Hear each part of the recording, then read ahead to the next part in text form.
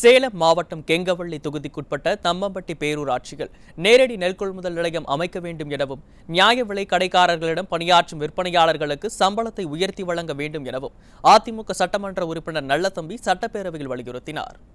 எனது கெங்கவள்ளி சட்டமன்ற தொகுதியில் தம்மம்பட்டி பேரூராட்சி, செந்தாரப்பட்டி பேரூராட்சி இரண்டு பேரூராட்சியும் அருகருகே உள்ளதால் விவசாயிகள் அதிகமாக நிறைந்த பகுதியாக உள்ளதனால தான் இதை நான் 2022 இதை நான் கேள்வி வச்சுருந்தேன்.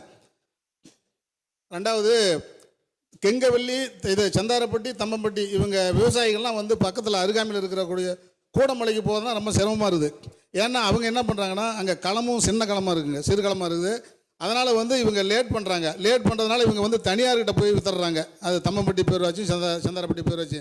எனது கெங்கவள்ளி தொகுதியில் உள்ள அரசு நேரடி நெல் கொள்முதல் நிலையத்தில் பணிபுரியும் பட்டியல் எழுத்தர், உதவுவர், காவலர் என 3 பேர் அதில் பணிபுரிகிறார்கள்.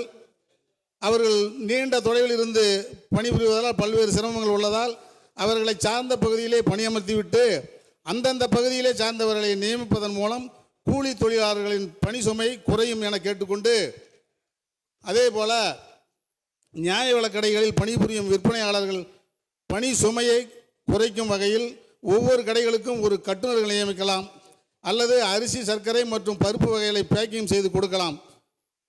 அதே போல் மேலும் காலியாக உள்ள விற்பனையாளர்கள் பணியிடத்தை உடனடியாக நிரப்ப வேண்டும் என்று கேட்டுக்கொண்டு, அந்த விற்பனையாளர்கள் சேல்ஸ்மேன்களுக்கெல்லாம் 15,000 மாதம் வந்து 15,041 ரூபா தான் சம்பளம் கொடுக்குறீங்க. அவங்களுக்கெல்லாம் கொஞ்சம் சம்பளம் உயர்த்தி கொடுத்தால் அவங்களுடைய குடும்ப வாழ்வாதாரம் நன்றாக இருக்கும் என்று கேட்டு மாண்புமிகு பேரவைத் தலைவர் அவர் வாயிலாக மாண்புமிகு அமைச்சர் அவர்களை கேட்டுக்கொள்கிறேன்.